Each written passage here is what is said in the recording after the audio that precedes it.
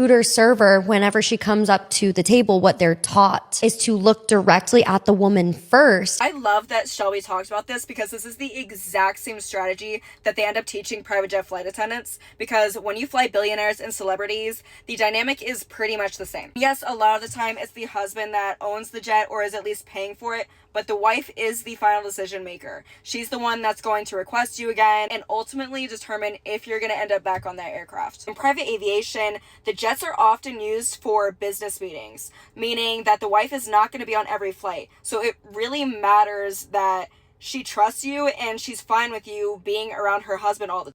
And personally, if I was in that position, I would be the exact same way. The cabins on these jets are very small. A lot of times we're serving these like 5-course meals, very elaborate placemats, napkin setting, pouring wine, etc. So every movement matters. If the wife is sitting down and her husband is sitting across from to her left, you turn to her to lean over to set up her table, everything.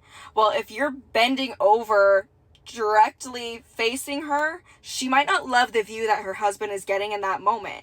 So every movement matters. You really have to pay attention to what you're doing and how it can be perceived to everyone around. Usually when they notice that you are actually tending to them, they appreciate it, and they appreciate just the respect that comes with that. Just have fun with them, you know? I remember their little details, and I love seeing them getting excited. One family that I flew with, every napkin, everything was in the husband's initials. There was absolutely nothing with her initials, so I made an effort to go and get some napkins and things with her initials, so that way whenever she got her plate and she got her napkins, she felt like she didn't have to use her husband's initials. So just little things like that in private aviation, it's so important because at the end of the day, the wife is the decision maker.